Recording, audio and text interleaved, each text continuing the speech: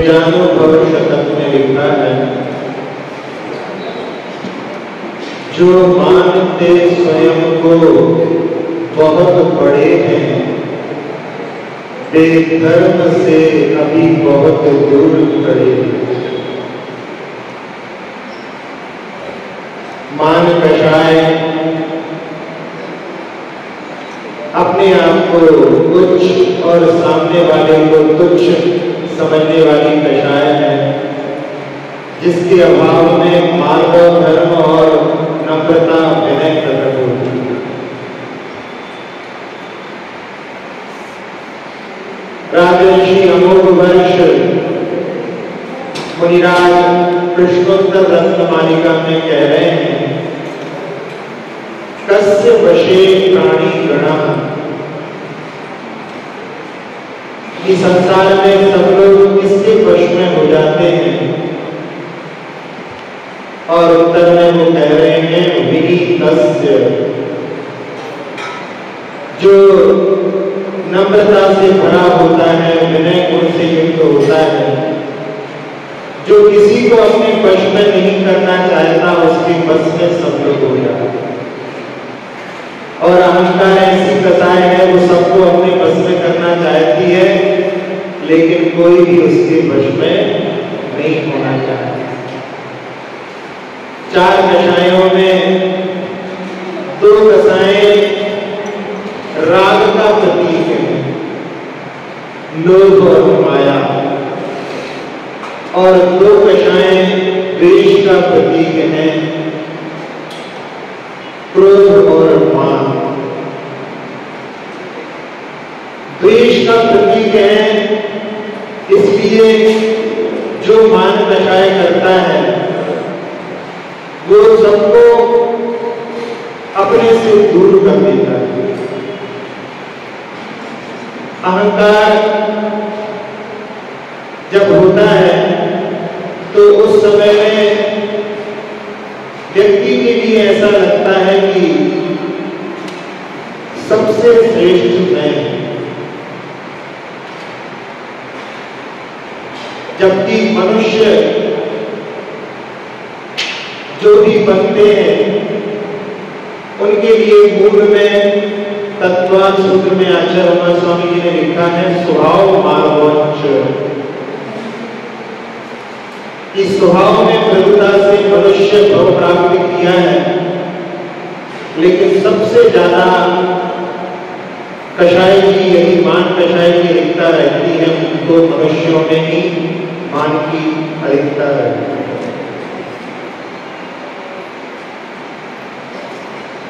मान कषाय में जहां कर्तव्य बुद्धि छिपी रहती है, व्यक्ति सोचता है कि मैं ही सब कुछ करने वाला हूं, और कर्तव्य बुद्धि के कारण में कभी कभी अतिरेक भी उसका हो जाता है, और कभी कभी जहां पर कुछ भी कर्तव्य तो नहीं रहता, लेकिन उसको भी वो वहां पर मोड़ देता है। आप लोगों ने सुना होगा कि एक श्वान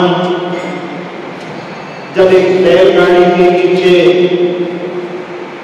चल रहा था, और जैसे ही वो रुकता है उसी समय में बैलगाड़ी भी रुक गई, तो उसको ऐसा एहसास हुआ कि मैंने बैलगाड़ी को रोक दिया। और अचानक ऐसा भी हुआ, उसका जब चलने का मन हुआ उसी समय में फिर चलने लगी। अब तो वो दृढ़ हो गया कि मैं ही इस बैलगाड़ी को चलाता। तो ये अहंकार, कर्तव्य बुद्धि के कारण है कि मैं बढ़ता करता हूं, ये और बढ़ता जाता है। व्यंग के रूप में एक हाथी के ऊपर एक मक्खी बैठी हुई थी, और जब सामने देखा उसने कि एक पुल आ रहा है नदी के ऊपर, तो उसको ऐसा लगा कि कहीं मेरे कारण पुल ना गिर जाए। मक्खी सोचती है, क्योंकि आजकल मैं बहुत मिठाई की दुकान पर जा रही हूं और वजन जो है ज्यादा हो गया है, कहीं मेरे कारण ये पुल ना गिर जाए, इसलिए मुझे वो उड़ गई और बाद में मन में सोच रही है कि आज मैंने फूल को गिरने से बचा। तो ये कर्तृत्व बुद्धि के कारण है कि मैं पर का करता हूं, मान कसाई की वृद्धि होती है। जब व्यक्ति विचार करे कि मैं पर का करता कैसे हो सकता हूं। जब डॉक्टर हरिवंश राय बच्चन से एक बार पूछा गया कि आपकी सबसे अच्छी कविता कौन सी है, तो उन्होंने इंटरव्यू में कह दिया कि मेरी सबसे अच्छी कविता अमिताभ बच्चन है। सुनकर के वहां पर सब लोगों को हर्ष हुआ, इंटरव्यू में पूछ रहे हैं, लेकिन जब वो अपनी लेखनी से लिखते हैं और उस समय में विचार करके लिखते हैं कि मैंने कह तो दिया कि मेरी सबसे अच्छी कविता है, लेकिन क्या उस कविता को बनाने में केवल मेरा ही सहयोग है कि और किसी का भी सहयोग लगा है? उसकी मां का क्या कुछ योगदान नहीं है? और हम समझ लें कि ये पिता माता का योगदान है, लेकिन स्वयं उसका कुछ अपने आप को बनाने में योगदान नहीं है। उन्होंने लिखा उसमें कि ये केवल एक अहंकार है कि मैंने किसी के लिए कुछ किया। ये कर्तृत्व बुद्धि से जब व्यक्ति ऊपर उठ जाता है, तब उसके अंदर नम्रता विनय उत्पन्न होती है। एक विदेश में एक गायिका थी जो हमेशा जब भी कहीं कुछ बोलने का अवसर आता था तो वो हमेशा हम का प्रयोग करती थी। हमारा ऐसा कार्य हो गया तो लोग कहते थे कि आप हम का प्रयोग क्यों करती हैं? तो उसने कहा कि कोई भी जब कार्य होता है तो वो एक व्यक्ति के माध्यम से नहीं होता, उसमें बहुत सारे लोगों का सहयोग लगता है। इंग्लिश में एक वर्ड है टीम, उसमें TEAM 4 अल्फाबेट है, उसमें आई नहीं है। आई का अर्थ होता है अहंकार, मैं। जो टीम वर्क होते हैं उसमें सबका सामूहिक कार्य होता है।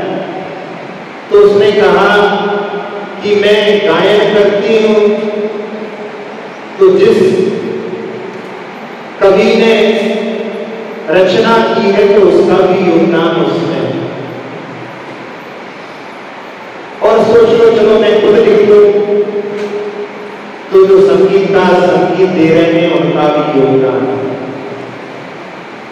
चलो मैं स्वयं जो है पियानो बजा लूं, तो जिस कंपनी का पियानो है उसका तो योगदान। चलो मैं स्वयं पियानो बना लूं, लेकिन उस पेड़ की लकड़ी का तो योगदान उसमें है। और मैं यदि गायन करती हूं तो गले के जो तंतु भी उसमें सहयोग दे रहे हैं, उनका सहयोग भी वहां पर दृष्टि में रखें, तो मैं अकेले कुछ कार्य को कैसे कर सकूं? जब ऐसे विचार प्रकट होते हैं तो सबके मन में उसके प्रति एक आनंद का, श्रद्धा का भाव उत्पन्न होता है। और जहां व्यक्ति अहंकार में कि मैं ही सब कुछ करने वाला हूं, सुन करके सबके मन में उसके प्रति घृणा का भाव उत्पन्न हुए बिना नहीं रहता। जब बड़े बड़े लोगों के बारे में देखते हैं तो उनके जीवन को यदि हम देखें तो उनमें विनय के गुण के माध्यम से उन्होंने ऊंचाइयों को छुआ है। गांधी जी के बारे में सब लोग जानते हैं। जब राजकोट में अधिवेशन चल रहा था, गांधी जी अपने मंच पर थे और उनकी दृष्टि दूर पर किसी व्यक्ति के ऊपर गई, और जब उन्होंने निर्णय किया कि अरे ये तो हमारे शिक्षक हैं जिन्होंने हमको पढ़ाया है, वो वहां से उतर करके उस शिक्षक के पास पहुंच करके उनके चरणों को स्पर्श किया। वो तो पहचान नहीं पाए और उन्होंने बताया कि आपने हमको पढ़ाया है। तो वो गदगद हो गए कि देखो, इतने ऊंचे ओहदे पर पहुंचने के बाद में भी इनकी विनय, और वो उन्हीं के चरणों में बैठ गए। बार बार वो कह रहे थे कि आपकी आवश्यकता वहां पर मंच पर पड़ेगी, और वो कहते थे कि मैं यहाँ पर ठीक हूँ, यहीं से सब काम हो जाएगा, मैं यहीं से निर्देश कर दूंगा। पूरे कार्यक्रम में वो अपने शिक्षक के चरणों में बैठे रहे और मन में उनके हमेशा यही, जब भी वो कहते थे कि वहां चले जाओ, तो वो कहते थे कि मैं इससे ऊपर जाकर के कैसे बैठूं। ये भाव उनके सतत उनके मन में वहां पर बने। जब ऐसे विनय को लोगों ने देखा तो उनके मन में गांधी जी के प्रति और जो है श्रद्धा का भाव बढ़ पड़ा। एक विनय नम्रता का होता है और साथ ही साथ में एक स्वाभिमान भी होता है। स्वाभिमान को कभी कभी लोग समझ नहीं पाते, अपने अभिमान को ही स्वाभिमान मान लेते हैं, अहंकार को ही स्वाभिमान मान लेते हैं। एक विदेशी पत्रकार ने गांधी जी के बारे में लिख दिया कि जब प्रिंस ऑफ वेल्स भारत आए थे तो गांधी जी ने उनके चरणों में झुककर के उनको प्रणाम किया। गांधी जी ने उन पत्रकार के लिए पत्र लिखा और कहा कि यदि चींटी के ऊपर भी मेरा अनजाने में पैर पड़ जाए तो मैं उसके पैर पड़ने के लिए तैयार हूं, लेकिन जिन्होंने दूसरे देश की सारी स्वतंत्रता को नष्ट करके उस पर अधिकार किया है, उसके चरणों की बात, और साथ साथ में यहाँ पर बहुत सारे बादशाह हैं, उनके चरणों में मैं कभी स्वप्न में भी जो है नमस्कार नहीं कर सकता, क्योंकि वो अहंकार से भरे हुए हैं। उन्होंने दूसरों की स्वतंत्रता को नष्ट किया है, इसलिए मैं उनके चरणों में कभी झुक नहीं सकता। तो ये एक स्वाभिमान की बात कहलाती है। एक बार कारंजा एक क्षेत्र आप लोग जानते हैं, वहां पर बहुत सारे धनाढ्य लोग रहते हैं। एक कस्तूरी बेचने वाला एक अफगानिस्तान का एक व्यक्ति वहां पर अपने ऊंट पर कस्तूरी लाद करके आया था। सुना था यहाँ पर बहुत पैसे वाले लोग रहते हैं, लेकिन किसी ने उसकी कस्तूरी खरीदी नहीं और वो एक जगह पर जो है सिर पर हाथ रख करके बैठा हुआ। एक सेठ ने, जिसका कि बहुत बड़ा मकान बन रहा था, उससे पूछा कि भाई ऐसे जो है कर्म पर हाथ रख करके क्यों बैठे हो? तो उसने कहा कि अरे मैं सोच करके आया था कि यहाँ पर बहुत धनाढ्य लोग हैं, लेकिन यहाँ पर तो लगता है सब लोग जो है कंफ्यूज है, किसी ने जो है कस्तूरी नहीं खरीदी। तो उस सेठ ने कहा कितने की है? तो उसने कहा 50,000 की है। तो उन्होंने अपने मुनीम को बुलाकर के निर्देश दिया कि इसको 50,000 रुपए जो है भुगतान कर दो। और उसने पूछा कि कहां पर ये कस्तूरी रखते हैं? तो वहां पर जो मकान बन रहा था उसका कारा जो है तैयार हो रहा था, कहा इसका डाल दो। वो एकदम चौंक गया। उसने कहा कि इस गाड़ी में, यहाँ इस गाड़ी में डाल दो। अरे मेरे कस्तूरी है, कहते तुम्हारे से कोई मतलब है क्या? तुम्हें कैसे ले गए ना, तुम जाओ। और उसको जो है गाड़ी में डलवा दिया। उस गाड़ी से जो मकान बना, आज भी वहां पर वो कस्तूरी के बाड़े के रूप में कहा जाता है। उसमें कहते हैं आज भी वहां पर कस्तूरी की सुगंध आती है। बात यहाँ पर लगेगा कि इतना पैसा बर्बाद कर दिया, लेकिन वो उस नगर की गरिमा को रखने के लिए उसने वहां पर एक स्वाभिमान की दृष्टि से उसने कह दिया यहाँ पर तो सारे कंफ्यूज रहते हैं, और उसने उस स्वाभिमान की रक्षा के लिए वो कार्य किया, तो वो जो है वहां पर निंदनीय नहीं कहा जाता। लेकिन जहां पर अभिमान के कारण में व्यक्ति दूसरे को नीचा दिखाता है, अभिमान के माध्यम से कहते हैं जब घर का दरवाजा नहीं खुलता तो भगवान का दरवाजा भगवान को कैसे प्राप्त कर सकते। एक सूत्र जो है धवलाजी में आता है कि जब जिनालय में प्रवेश करें तो भौत पागो शुद्ध मना, यानी अपने चरणों को धो करके और शुद्ध मन से जो है अपने लिए जिनालय में प्रवेश करना चाहिए। जहां पर अपने पादक प्राण चप्पलें उतारी जाती हैं वहां पर अपने सारे अहंकार को भी जो है छोड़ करके अपने लिए जिनालय में प्रवेश करना चाहिए। क्योंकि यदि अहंकार के साथ में यदि अपन जिनालय आएंगे तो उसके माध्यम से अपन भगवान के दर्शन नहीं कर सकते, उसमें प्रदर्शन की भावना बनी रहेगी और साथ ही साथ में दूसरों के प्रति जो अपने लिए कि इनके अंदर भी भगवत सत्ता विद्यमान है वो अपने लिए दृष्टिगोचर कभी नहीं हो पाए। किसी विचारक ने लिखा है कि जो भगवान के चरणों में झुकता है वो सबके लिए अच्छा लगता है, लेकिन जो सबके प्रति झुकता है वो भगवान के लिए अच्छा है। जिसके मन में नम्रता विनय गुण होता है उसको जो है भगवान भी पसंद करते हैं, यानी भगवान का भी उसके लिए आशीर्वाद प्राप्त होता है। जब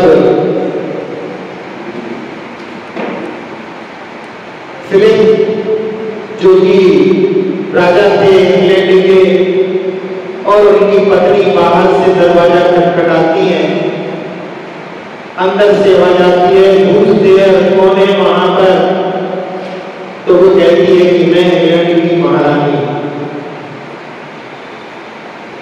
दरवाजा नहीं खोलते, फिर खटखटाती है, फिर पूछते हैं, फिर दूसरी बारी में कुछ ऐसा ही अहंकार से भरा हुआ शब्द बोलती है, फिर दरवाजा नहीं खुलता। महारानी के लिए समझ में आता है कि कहीं ना कहीं तो चूक हो रही है। अगली बार जब फिर खटखटाती है, फिर आवाज आती है, तो वो कहती है कि मैं आपकी पत्नी, और दरवाजा बिना विलंब के खुल जाता है। तो अहंकार से जब घर का दरवाजा नहीं खुलता और आप भगवान की चौखट पर खड़े होकर के भी अहंकार प्रदर्शित करें तो कभी भी हमारे लिए भगवान की शरण और भगवत जो शक्ति है उसके दर्शन अपने जो अंदर आत्मा में विद्यमान है उसके भी दर्शन कभी हो नहीं सकते। अहंकार जिन चीजों पर किया जाता है वो सब चीजें क्षण भंगुर हैं। एक बार पहले कहा था वो सब कर्म की अमानत अपने पास है, सादा बेदरी कर्म है उसकी अमानत अपने पास है और वो हमेशा रहने वाली नहीं है।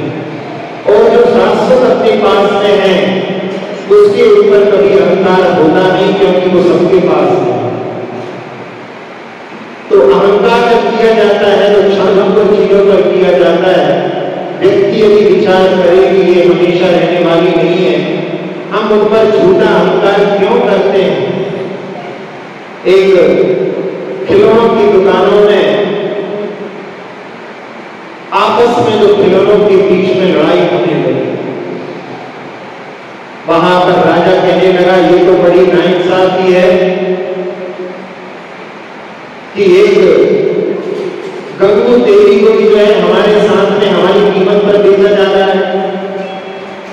सेनापति भी कहने लगा कि कहां हम और कहां कैदी को उसी भाव में बेचा जा रहा है। और सेठ भी कहने लगे कि नहीं बिल्कुल सही कह रहे हो आप, मुझे और मजदूर को एक ही स्तर पर रखा गया है, हमें अपने ओहदे के अनुसार जो है ऊंचे नीचे रखना चाहिए और ऊंचे नीचे मूल्य पर बेचना चाहिए। अहंकार की ध्वनि वहां पर गूंज रही थी और इसी बीच में मौसम जो है परिवर्तित हुआ।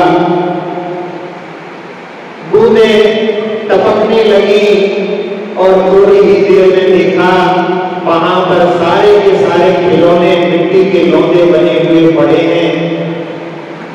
वास्तव में देखा जाए, विचार किया जाए तो उसमें और अपन लोगों में कोई अंतर नहीं है। सब अहंकार के कारण में अपने आप को कुछ मानते हैं और बाद में सारी की सारी संपत्ति यही छोड़ करके जाना है। फिर उसके बीच में क्यों अहंकार? जहां बच्चे लोग रेत के खिलौने बनाते हैं, आपस में वहां पर लड़ते हैं कि ये मेरा खिलौना है, ये मेरा खिलौना है। कोई बीच में भी गिरा देता है तो उसमें रोने भी लगते हैं, लड़ने भी लगते हैं। और जब माँ जो है आवाज लगाती है कि चलो भोजन का समय हो गया है, तो उन खिलौनों को जिनको बड़े अरमान से बनाया है उन्हीं को जो है लात मार करके वहां से चले जाते हैं। ये दृष्टि जो है केवल खिलौनों में खिलौनों के ऊपर ही क्यों आ पाती है? अपनी संपदा को भी, जिसको भी बड़े नाजों के साथ में पाला है, कमाया है, उसको भी जो है एक दिन छोड़ करके जाना है।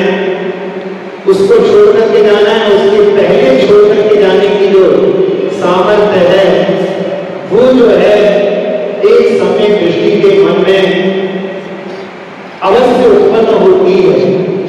यदि वो सामर्थ्य हमारे अंदर उत्पन्न नहीं हुई है, इसका मतलब है कि हमारी भगवान के प्रति आस्था में कोई कमी अवश्य है। जब अहंकार की बात चलती है तो उसमें अहंकार के कारण में व्यक्ति जहां सामने वाले को तुच्छ समझता है, हीन समझता है, और उसमें ग्लानि का भाव भी उनके प्रति उत्पन्न हो जाता है। आप लोगों ने वो उदाहरण सुना होगा कि एक राजा खेती रियासत के एक बार स्विट्जरलैंड घूमने गए और वहां की एक कार बड़ी फेमस है, रोल्स रॉय। उसके जहां पर प्रदर्शन किया जाता है ऐसे स्थान पर वो साधारण देवी में चले गए। राजा थे लेकिन बहुत डाउन टू अर्थ वाले थे, बिल्कुल एकदम साधारण रहते थे। और उनकी साधारण वेशभूषा को देख करके वहां पर जो अटेंडेंट था उसने सोचा कि ये क्या खरीदेगा इसको, और उसको वहां से कह दिया कि यहां से जाओ, ये तुम लोगों के देखने लायक भी नहीं है। अब राजा थे तो उनके मन में जो है खेद उत्पन्न हुआ। उन्होंने कहा कि बहुत अहंकार से भरा हुआ है। और अगले दिन वो अपनी वेशभूषा में और अच्छी गाड़ी में जब वहां पर पहुंचे तो उनके लिए रेड कारपेट का वेलकम किया गया। सामने जो है उनकी गाड़ी तक जो है कारपेट बिछा करके उनको अपने स्थान पर उनको बुलाया गया। और उस समय में वहां पर 4 कार उपलब्ध थी। उन्होंने चारों का ऑर्डर दे दिया कि चारों कारें पैक करके जो है हमारे भारत में भेज दो। और अहंकार के कारण उस व्यक्ति को सीख देने के लिए राजा ने आकर के अपने यहाँ पर जो नगर पालिका थी उसमें चारों कारों को भेज दिया कि इनसे कचरा उठाया जाए। और उस समय में कोई अपने आप को, पहले लोग बड़े से ढंग से बोलते थे कि हमारे पास में रोल्स रॉय है, बोलना लोगों ने छोड़ दिया था क्योंकि जवाब देने वाला जवाब दे देता था कि कोई जिससे कि वहां पर जो भारत में कचरा उठाते हैं, इसके में कोई नहीं बोलता था कि हमारे पास में रोल्स रॉय है। और उनकी कीमत इतनी गिर गई थी कि लोग उसको कोई खरीदते ही नहीं। जब उन्होंने वहां पर मीटिंग हुई कि क्या कारण है अपनी जो है कार की कीमत इतनी गिर गई है, पता पड़ा कि ये उसमें जो है मूल कारण है। फिर उन्होंने वहां से डेलीगेशन भेजा, 6 गाड़ियां वो लेकर के सामने आए और राजा से जाकर के मिन्नत की कि आप हमारी जो है कंपनी को डूबने से बचा लें। 6 गाड़ियां उनको गिफ्ट दी। उनसे कहा कि वो गाड़ियां आप वहां से वापस ले लें। उन्होंने वो गाड़ियां वापस दिलवाई। थोड़े दिनों में बात आई गई हो गई, लोग भूल गए। लेकिन अहंकार के कारण में कैसी स्थिति भी बन सकती है हम इसके माध्यम से समझ सकते हैं। आगम में वर्णन आता है कि जो सप्त ऋषि जिन्होंने मथुरा में चातुर्मास किया था और चारण वृत्ति से युक्त थे, आहार के लिए विभिन्न नगरों में जाते थे। जब अयोध्या में पहुंचे, आहार वेला में गवेषणा कर रहे थे कि कहां पर आहार मिलेगा, उसके लिए भ्रमण कर रहे थे। और अरहत दत्त सेठ उनको देख करके मन में सोचने लगे कि बहुत से साधु उपवन में चातुर्मास कर रहे हैं, कुछ साधु जो है जिनालय में भी चातुर्मास कर रहे हैं। कुछ लोगों की ऐसी धारणा है कि सारे साधु जंगल में ही रहते थे, उन लोगों के लिए आगम के वाक्यों को भी देख लेना चाहिए। जिनकी जैसी सामर्थ होती है उस प्रकार से साधना करते हैं। और मैं सबके दर्शन करके आया हूं, ये तो लगता है कोई बाहर से आ गए हैं और इनको ये भी ख्याल नहीं है कि चातुर्मास में जो है विहार नहीं करना चाहिए। ये सच्चे साधु नहीं है, ऐसा सोच करके अपने स्थान से उनको नमोस्तु करने के लिए भी नहीं होता। और उसकी पत्नी ने उनको साधुओं को आहार वेला पर आए हैं और अपना तो कर्तव्य बनता है कि इनको प्रदान करके आहार दें। उसने भक्ति भाव से इनको प्रदान करके आहार दिया। आहार की क्रिया संपन्न हुई और महाराज ने वहां पर मुनि सुब्रतनाथ का चैत्यालय था, उसके दर्शन करने के लिए वो गए। जब चैत्यालय में प्रवेश कर रहे थे तो वहां पर एक द्युति नाम के महाराज का चातुर्मास हो रहा था संत के साथ में। तो उन्होंने सप्त ऋषि को जब आए तो उनकी जाकर के अम्बानी की, उनको नमोस्तु किया, उनसे कुशलता के बारे में पूछा। तो उन्हीं के शिष्य मन में सोचने लगे कि देखो हमारे गुरु जो भोले बाबा हैं, किसी के सामने भी झुक जाते हैं।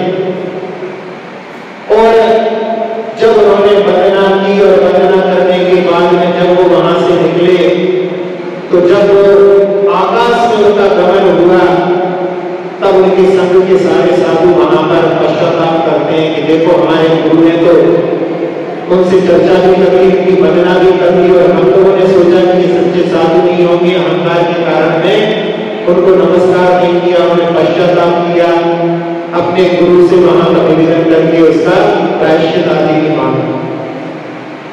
अब उससे वंदना करने के लिए आता है और वहां पर द्युति नाम के जो आचार्य हैं वहां पर बड़े प्रसन्न दिखाई देते हैं। तो वो पूछता है कि आज तो आप बहुत प्रसन्न दिख रहे हैं, क्या बात है? तो कहते आज तो बड़ी प्रसन्नता का बात है। आप क्यों प्रसन्न नहीं है? क्या आपने दर्शन नहीं किया? आज तो चांद दिखाई पूरा आए थे।